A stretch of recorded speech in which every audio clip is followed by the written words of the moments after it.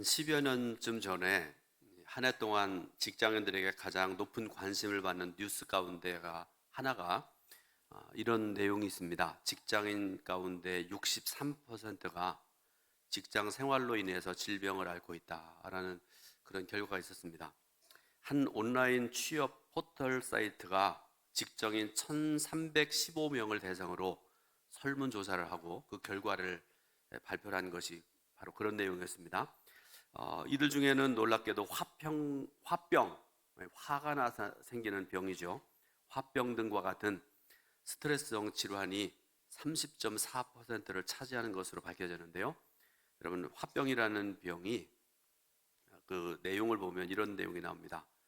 첫 번째로 고부 간의 갈등, 현대 사회에 굉장히 많이 이것으로 인해서 어려움 당한 일들이 많지요. 또 하나는 남편의 외도, 요즘에는 또 반대로 하는 경우도 많다고 그러는데요. 이런 강한 스트레스를 해소하지 못해서 생겨나는 한국 여성들에게서 주로 발생하는 질병 중에 하나다, 이렇게 발표가 되었습니다. 자, 화병이라는 병은 한국 국민들 가운데 100명 중에 4명 이상이 걸릴 정도로 흔해서 대부분은 이 화병이라는 병을 대수롭지 않게 생각하는 경향이 많다, 이렇게 알려져 있습니다. 그런데 이것을 방치하게 되면 불면증이나 우울증, 편두통, 신경성 위장병, 고혈압, 중풍, 당뇨병 등과 같은 만성 질환을 부를 수 있다, 이렇게 알려져 있습니다. 그러므로 이 화병의 치료는 선택이 아니라 필수다, 이렇게 말씀을 할 수 있습니다. 여러분, 우리가 그저께 추석 명절을 지냈죠. 특별히 그 음식을 만들고 가족을 대접하느라고 수고한 여성 성도 여러분들, 화병이 생기지 않았는지 모르겠습니다. 거기다가 아침부터 저녁까지 음식 만들고 지지고 볶고 이러느라고 수고 많이 하는데 철없는 남편의 그 언행으로 인해서 화병이 도지지 않았는지 모르겠습니다. 하나님의 위로가 함께 하시길 바랍니다. 우리 인간의 삶에, 특히 기독교인의 삶에 가장 중요한 것이 사랑입니다. 그런데 내가 예수 믿는 사람이라고 떳떳이 고백할 수 있는 사람이 얼마나 될까 생각을 해볼 수 있습니다. 어디 가든지 난 하나님의 사람이고, 나 예수 믿는 사람이고, 나는 동천감리교회 목사고 장로고 권사고 그런 사람이다, 떳떳하게 얘기할 수 있는 사람이 얼마나 될까를 생각을 해봅니다. 또 하나, 여러분들에게는 마음속 깊은 곳에 사랑이 있으십니까? 첫째는 하나님에 대한 사랑, 두 번째로는 이웃에 대한 사랑이 있느냐는 그런 질문입니다. 예수님께서 우리에게 그 기준을 우리에게 주시는데요. 요한복음 13장 35절 말씀 보니까요, 짧은 말씀인데 이 말씀을 같이 봉독해 올립니다. 너희가 서로 사랑하면 이로써 모든 사람이 너희가 내 제자인 줄 알리라. 아멘. 서로 사랑할 때 떳떳하게 나는 예수 믿는 사람이라고 고백할 수 있다는 그런 말씀이죠. 예를 들어서 여러분, 명절 예로 들어서 말씀드렸지만 말하는 말이 잘못하면 큰일 나는 일들이 있지 않습니까? 저도 명절 때 격려해 주느라고 또 나쁜 소리 안 하려고 애쓰고 수고했던 사람 중에 하나고 그런데요. 예를 들어서 오늘이 주일인데 어제쯤 부부간에 큰 싸움을 했다고 생각을 해보세요. 막 서로 다투고 막 싸우면서 하지 말아야 될 말들을 하고 막 그렇게 싸웠다고 생각을 해보세요. 주일날 예배드리러 오기가 좀 불편하겠죠. 새벽 기도하기 위해서 나오는 것도 그렇게 쉽지 않을 것 같습니다. 또 봉사하고 전도하기 위해서 교회에 나오기도 좀 어려울 것 같고 그렇습니다. 왜 그런가 하면 우리가 그런 모습으로 교회에 나와서 전도한다고 그러고 봉사한다고 헌신한다고 그러면 배우자 그럴 거 아닙니까? 교회만 다니면 나야? 무슨 말씀인가 하면 네 아내, 네 남편에게는 이렇게 하면서 나가서 예수 믿으라고 그러면 사람들이 듣겠어? 그러는 비난을 받을 수가 있다는 그런 말씀 아니겠습니까? 그리고 본문 중에 또 한 가지 중요한 교훈을 우리에게 주시는데요. 17절 말씀 보니까 이렇게 말씀을 하세요. 제가 읽어드립니다. 누가 이 세상의 재물을 가지고 형제의 궁핍함을 보고도 도와줄 마음을 닫으면 하나님의 사랑이 어찌 그 속에 거하겠느냐, 이렇게 물어보십니다. 본문을 기록한 사도 요한은요, 어려운 사람을 보고 그들을 도울 때 하나님의 사랑이 마음속에 머문다 이렇게 말씀을 하고 계세요. 그러므로 여러분, 하나님의 사랑이 내 마음에 머무는 것이 축복의 열쇠입니다. 그러면 어떻게 사랑하면 될까? 성경에 답이 있습니다. 첫 번째로 행동과 진실함으로 사랑해야 된다 이렇게 말씀을 하세요.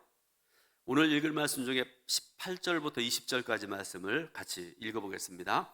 자녀들아, 우리가 말과 혀로만 사랑하지 말고 행함과 진실함으로 하자. 이로써 우리가 진리에 속한 줄을 알고 또 우리 마음을 주 앞에서 굳세게 하리니, 이는 우리 마음이 혹 우리를 책망할 일이 있어도 하나님은 우리 마음보다 크시고 모든 것을 아시기 때문이라. 아멘. 이 시간에 아름다운 사랑 이야기를 여러분들에게 좀 전하려고 그러는데요. 서로 사랑하는 남녀가 있었습니다. 서로 정말 이 사람이 아니면 나는 살 수가 없다 할 정도로 사랑하는 그런 남녀가 있었는데요. 어느 날 남자가 군에 입대하게 되었고요. 월남전에 참여하게 됐습니다. 그러니까 아마 60년대 말이나 70년대 초쯤 되리라고 생각을 하는데요. 이 남자가 그 전쟁에 가서 지옥 같은 전투를 겪고 온갖 어려움을 겪으면서도 이 남자의 마음속에는 희망이 있습니다. 이제 여기에서의 생활을 마치면 집으로 돌아가서 사랑하는 여인과 함께하는 그런 삶을 살리라, 그런 한 가지 희망을 가지고 살아가던 남자가 어느 날 전투 중에 폭탄 파편에 맞아서 한쪽 팔을 잃어버리게 됐습니다. 남자가 생각을 합니다. 이런 모습으로 사랑하는 여자에게 돌아가서 그로 하여금 고통받게 할 수 없다 이렇게 생각을 하고요, 자신이 전사했다는 통보를 보냅니다. 그리고 난 다음에 돌아와서는 행여나 여인의 눈에 띌까봐 숨어서 지내게 되는데요, 얼마 후에 그 여인이 결혼한다는 소식을 듣게 됩니다. 이 남자가 얼마나 마음이 아픈지요. 비록 마음은 아팠지만 그녀의 행복을 위해서 날마다 기도했습니다. 그러고 난 다음에 오랜 시간이 지나고 난 다음에 멀리서나마 그 사랑했던 여인, 지금도 사랑하고 있는 여인의 모습을 보기 위해서 그녀의 집을 가게 됩니다. 담 너머로 그 여인의 집을 들여다보던 남자가 깜짝 놀랄 수밖에 없었습니다. 왜 그런가 하니까 그 여인은 옛날이나 지금이나 정말 너무나 좋아요. 너무 사랑스럽고 너무 예쁘고, 좀 나이는 좀 먹었지만 더 원숙해지고 그런 모습이 너무나 좋습니다. 그런데 그 여인의 남편인 듯한 모습을, 남자의 모습을 보고 이 여인이 충격을 받았는데, 왜 그런가 하면 그 남자가 양팔이 없었습니다. 그 여인이 양팔이 없는 남자를 남편으로 맞아 살고 있었는데요, 사랑하는 남자를 생각하면서 월남전에서 양팔을 잃은 남자를 보살피고 결혼하고 섬기며 살아가고 있었다는 그런 이야기입니다. 여러분, 진실한 사랑은요, 조건이나 상황에 변하거나 흔들리지 않습니다. 오늘 우리들도 오늘 주신 말씀 중에 보니까 뭐라고 말씀하십니까? 말과 혀로서만 사랑하지 말고 행동과 진실함으로 사랑함으로써 먼저 우리 스스로가 진리 가운데 있음을 알게 될 것이고 하나님 앞에서 확신을 가지게 될 것이다 이렇게 말씀을 하십니다. 사랑하는 여러분, 하나님 앞에서 확신을 갖는 것이 축복의 열쇠입니다. 하나님은 살아계시고 나의 아버지시고 나를 사랑하시고 나에게 복을 주시는 분이라는 확신을 갖는 것이 축복의 열쇠라는 말씀입니다.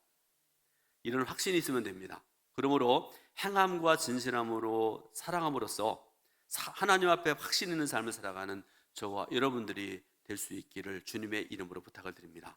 근데 사실 우리는 많은 경우에 사랑에 대한 확신이 없는 경우들이 많습니다.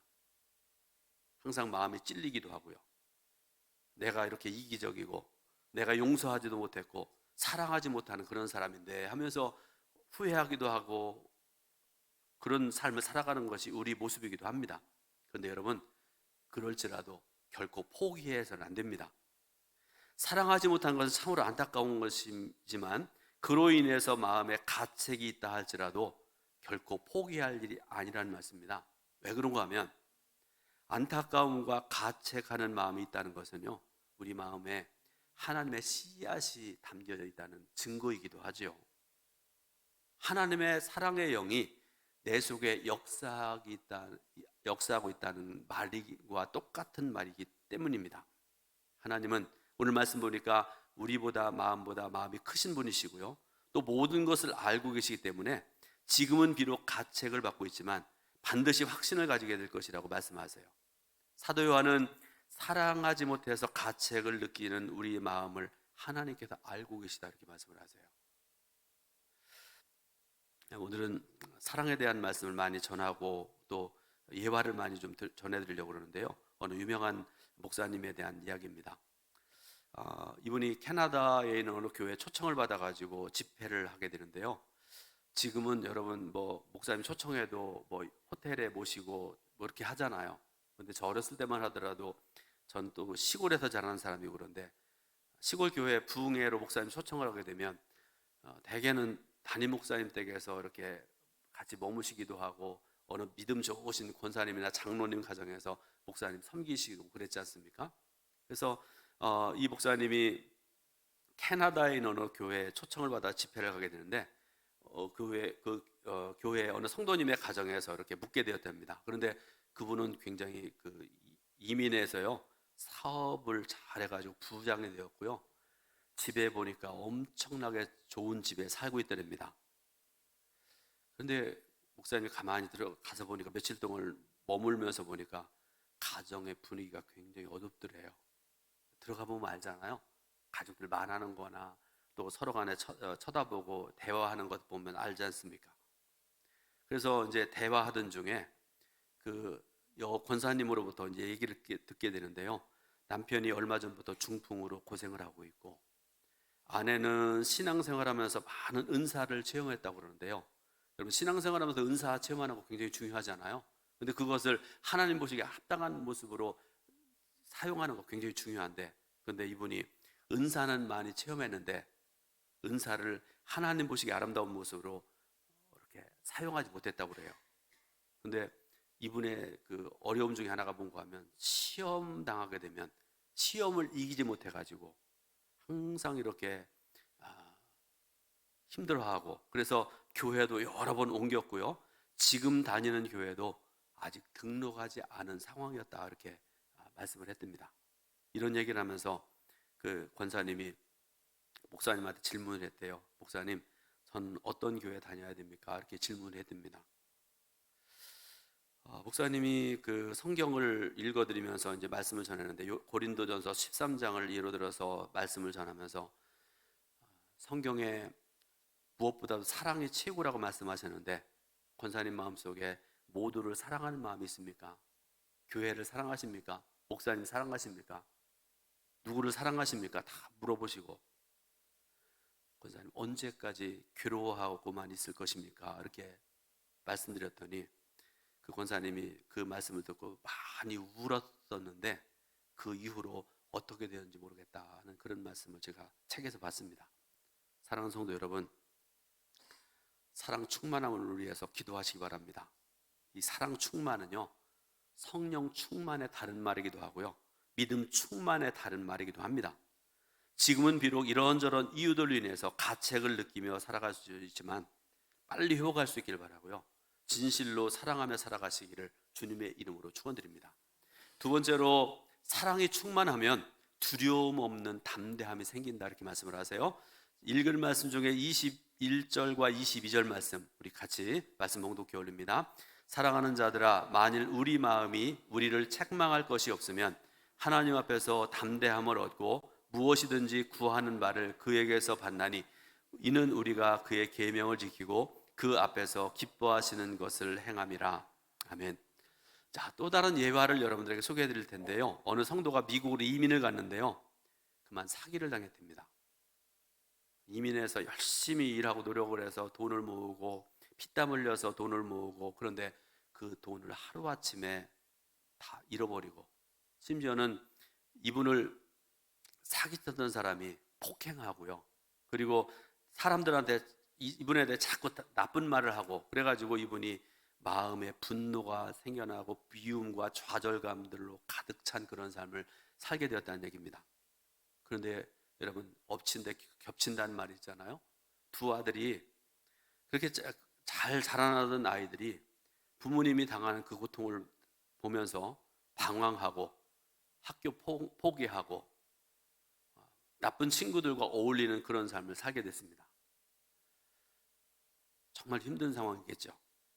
자, 모든 것이 다 무너져버린 것 같은 위기감에 살아갔던 이 집사님 대회가 믿음의 가정에서 자라났던 사람으로 알려져 있는데요. 그동안 소홀히 했던 신앙생활을 다시 한번 회복하고 열심히 예배드리고 기도하는 그런 삶을 시작했는데요. 하나님께 날마다 매달리며 기도하고 간구하는데, 그런데 기도할 때마다 하나님께서 주시는 마음이 용서하라, 사랑하라. 길게 말씀하지 아니하시고요. 기도할 때마다 용서하라, 사랑하라 그런 마음을 주십니다. 근데 여러분, 우리 참 이기적인 사람들이어서요. 내가 원하는 응답을 안 주시면 하나님 앞에 이러잖아요. 많은 경우에 다른 응답 주시기 원합니다. 그런 얘기들을 할 때가 많지 않습니까? 그런데 자꾸 하나님께서 이런 말씀을 주시는데, 그럴 때마다 이분이 고개를 흔들었답니다. 다른 마음을 가지려고 그랬는데 그런데 안 됩니다. 하나님께서 주신 응답이니까요. 사람의 생각으로 이거 바꿀 수 없잖아요. 그런데 어느 순간에 이분이 자신이 먼저 하나님께 회개하게 되었고요. 용서와 사랑의 마음이 그때부터 불일 듯 일어나게 되었답니다. 그래서 자신에게 사기를 쳤던 사람, 그리고 폭행까지 했고 안 좋은 소문을 내서 힘들게 했던 사람을 용서하는 그런 삶을 살게 됐습니다. 그런데 여러분, 그럴 때 놀라운 일이 일어나게 됩니다. 무슨 말씀인가 하면 두 아들이 하나님의 은혜로 다시 마음을 다잡고 열심히 공부하고 대학에 들어갔고, 졸업할 때에는요, 누구나 부러워하는 직장에 들어가서 인정받는 훌륭한 젊은이가 되었답니다. 또 하나, 사기 다 당했는데요, 다시 일하기 시작을 해서 생활도 안정이 되었다, 그런 얘기입니다. 여러분, 사랑은 살리는 영입니다. 그 집사님이 나중에 울면서 이렇게 고백을 했답니다. 진작에 이렇게 마음을 정리했더라면 돈은 잃어버렸어도 이렇게 오랫동안 아이들까지 고통을 겪지는 않았을 텐데요. 이렇게 말씀을 했답니다. 하나님은 우리에게 사랑하라고 말씀하십니다. 그런데 여러분, 이것은 결코 무거운 계명이 아니라는 것을 알아야 됩니다. 그것이 우리가 사는 길이고 가족을 살리는 길이고 교회도 살고 사회도 살리는 길입니다. 그리스도 안에서 우리를 향한 하나님의 뜻, 하나님의 축복은 너무나도 간단하고 뜻은 선명합니다. 무엇인가 하며 더 이상 먹고 사는 걱정을 하지 아니하고 오직 하나님의 뜻을 따라서 사랑하며 살아가는 것입니다. 바라기는 우리 동천교회 성도 여러분 모두가 그런 사랑, 그런 담대함으로 살아가시기를 예수님의 이름으로 축원드립니다. 세 번째로, 성령님께서 우리로 하여금 사랑하게 해주십니다.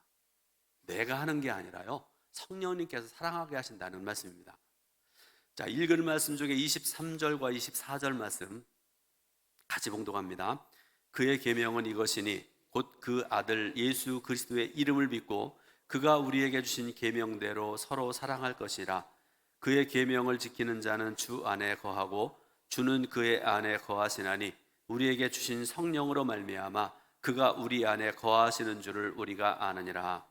아멘. 지금 우리 사회가 참으로 과격하고 증오하고 미워하는 사회가 되었습니다. 그 이유를 찾자면 우리에게 사랑이 없기 때문에 그렇습니다. 믿지 않는 사람들은 동의하지 않을 수 있지만 사랑이 회복되지 않으면 여러분, 내 마음도 치유되지 아니하고요, 가정도 회복 안 되고요, 나라도 치유되지 않습니다. 지금 대한민국의 가장 큰 문제는 미움의 영이 우리들 속에 가득해 있다는 것입니다. 온 나라와 국민들이 둘로 쫙 쪼개져 있습니다. 좌파 우파로 나눠져서요, 상대방이 말하고 상대방이 행동하는 것 다 싫어합니다. 예를 들어 볼게요. 제가 이양로 목사가 우파라고 생각을 해보세요. 그런데 제가 우파인데 좌파가 하는 말이나 행동, 그래도 합당한 일이라고 그러면 받아들여야 될 거 아니겠습니까? 그런데 안 그래요. 좌파는 무조건 싫어요. 제가 좌파라고 그러면 우파가 하는 말, 행동 다 싫은 거예요. 내가 하는 말은 콩으로 매주를 쓴다고 해도 아니다, 이렇게 하면서 미워하고 싸우면서 망하는 길로 지금 달려가고 있습니다. 그런데 여러분, 우리 예수 믿는 사람이라도 이렇게 살면 안 됩니다. 사랑하는 교회가 되어야 되고, 사랑하는 성도가 되어야 되고, 사랑하는 민족과 나라가 되어야 됩니다. 그것이 분명한 것인데, 어디서 무엇에서 사랑의 마음과 힘이 일어날 수 있을까? 다른 데 없어요. 예수님을 믿는 우리에게서 시작되어져야 됩니다. 내 영혼을 살리기 위해서도, 교회와 나를 살리기 위해서도 우리는 사랑으로 충만해야 됩니다. 사랑하라는 이 계명은 내 힘으로 할 수 없어요. 아까도 성경 말씀도 말씀드렸고 여러분 말씀드리지만 내 힘으로 사랑할 수 없습니다. 예수님께서 사랑해 주시도록 해줘야 가능합니다. 성령께서 오셔서 나의 강팍한 심령을 마치 소가 밭을 갈아 엎듯이 가꾸어 주셔야 가능한 것입니다. 예수님을 마음에 모시고 사는 삶은 너무나도 명확하고 단순합니다. 무슨 말씀인가 하면 하나님께서 나를 사랑하신다. 그러므로 나도 모든 사람을 사랑하며 살 거야 라는 그런 결단이 있어야 되고 그런 삶을 살아야 된다는 말씀입니다. 그런데 여러분, 이런 역사가 일어나기를 기다리기만 해서는 안 됩니다. 어떻게 해야 됩니까? 주님 바라봐야 되고요, 주님 말씀에 귀 기울여야 되고요, 사모하는 마음으로 기다리고 행하고 살아야 우리들 속에 그런 역사가 일어나게 될 줄로 믿으시길 바랍니다. 어느 목사님의 예화를 결론적으로 말씀드릴 텐데요, 어느 목사님이 백혈병을 앓고 있는 한 여자아이를 위해서 골수 이식을 해 주었다고 합니다. 골수 이식을 위해서 일주일 동안 입원하면서 전신 마취를 하고 골반에 구멍을 내서 주사기로 골수를 채취해야 되는데, 여러분 그게 얼마나 어려운 일인지 여러분 병원에 입원해 보시면 알잖아요. 근데 의료 사고가 나가지고 이 목사님이 죽을 뻔한 그런 경험을 하게 되는데요, 어쨌든 감사하게도 골수 이식을 받은 아이가 건강을 회복했답니다. 그런데 5개월쯤 지났을 때 병원에서도 연락이 왔습니다. 아이의 병이 재발했다는 걸 연락이 왔고요, 다시 한번 골수를 기증해 줄 수 없느냐 연락이 왔습니다. 왜 그러냐고 그랬더니 이 아이의 골수와 일치하는 분이 목사님 한 분밖에 없고, 그리고 혹시라도 목사님이 골수 이식을 해줘도 이 아이가 살 수 있는 확률은 1%밖에 안 된다는 그런 소식이 왔대요. 그래서 이 목사님이 근심이 되고 그래가지고 주위 사람들에게 물어보니까 사람들이 다 반려됩니다. 한 번 했으면 됐지요. 목사님 건강도 안 좋으신데요. 이 목사님 그런 얘기를 듣다 보니까 스스로 생각하기에도 그만큼 했으니까 되지, 다른 사람이 어떻게 하겠지 그러면서 이제 마음을 어느 정도 접었답니다. 그런데 그러던 중에 단기 선교를 가게 되는데요, 그러니까 어떤 사람을 만나느냐 굉장히 중요합니다. 거기서 어느 장로님을 만나가지고요 많은 대화를 하는데 서로 간에 그간의 이야기를 이렇게 나누게 되었었는데요, 근데 이 목사님이 그 이야기를 꺼냈대요. 왜 꺼냈는가 하면 그 장로님으로부터도 목사님 그만하면 됐습니다, 그 얘기를 듣기 위해서 그 얘기를 꺼냈답니다. 근데 얘기를 다 끝나고 난 다음에 장로님께서 목사님을 바라보시면서 목사님 하시지요 그렇게 말씀하더래요. 그러면서 덧붙여서 하는 얘기가, 제 큰아이가 백혈병으로 세상을 떠났습니다. 그 아이의 부모의 심정은 말할 수 없이 힘들 것입니다. 아이의 살고 죽고를 떠나서 아이의 부모에게 복음을 전하는 좋은 기회가 되지 않겠습니까? 그렇게 말씀을 하더래요. 호텔로 들어와서 답답한 마음을 하나님께 엎드려 기도하던 중에 하나님께서 이렇게 말씀하셨답니다. 만약 내 친딸이었다면 포기할 수 있겠니? 단 1%의 가능성밖에 없다 해도 하나님 그렇게 말씀하시더랍니다. 돌아와서 병원에 연락을 하고 부모에게 연락을 했는데 그간의 상황을 알려주기 싶어서 부모님에게 편지를 썼답니다. 편지의 제목이 부끄러운 목사라는 제목으로 편지를 썼습니다. 그러면서 자신의 그간의 상황을 솔직하게 적었습니다. 저는 사실은 하고 싶지 않았는데 하나님의 마음에 항복했고 순종했기에 골수이식을 한다고 그렇게 썼습니다. 그리고 편지의 끝에 우리 예수님께 매달립시다. 아이가 죽고 사는 것은 하나님께 달려 있습니다. 우리 예수님을 붙잡읍시다. 그러면서 편지를 썼습니다. 그러고서 이제 병원에 입원해서 이식을 준비하는데 아이의 엄마로부터 답장이 왔습니다. 5장의 긴 편지였는데요. 한 장 한 장마다 엄마가 편지를 쓰면서 흘렸던 눈물의 흔적이 다 있더래요. 편지의 내용인즉슨 이렇습니다. 한 번도 힘든데 2번이나 골수이식을 해주셔서 감사합니다. 딸 아이가 무균실해서 너무 고통스러워하고 있어서 감사의 편지를 쓸 겨를이 없었습니다.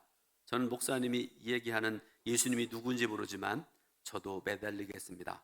기도하겠습니다. 이 부모는 예수 안 믿는 사람이라는 게 확실하죠. 목사님과 어머니의 간절한 기도에 하나님께서 응답하셨습니다.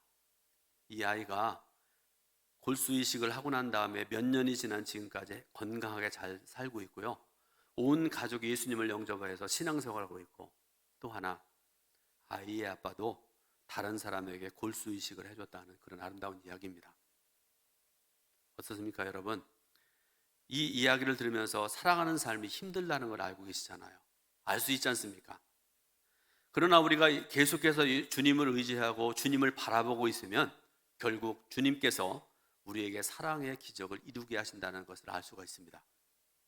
우리가 성령으로 충만하고 믿음의 반석 위에 굳게 서 있으면 우리는 담대하게 나는 예수 믿는 사람입니다. 많은 사람 앞에서 간증할 수 있고 외칠 수가 있습니다. 그리고 그것으로 인해서 부끄러움 당하지 않을 수가 있습니다. 바라기는 이 사랑의 힘이 성도 여러분 마음 깊은 곳으로부터 강같이 흘러나올 수 있기를 바라고, 그래서 여러분도 살고 가정도 살고 교회와 나라도 살게 되는 역사가 있어지기를 주님의 이름으로 축원드립니다. 기도하겠습니다. 하나님 은혜와 사랑을 감사드립니다. 오늘도 복된 날, 거룩한 날 허락하시고 예배드릴 수 있도록 인도해 주셔서 감사드립니다. 생명과 진리의 말씀을 허락하셨는데 하나님 말씀 들은 대로 행하고 아름답게 살아가는 우리 사랑하는 동천교회 성도들 모두가 될 수 있도록 인도하여 주옵소서. 예수 그리스도의 이름으로 기도합니다. 아멘.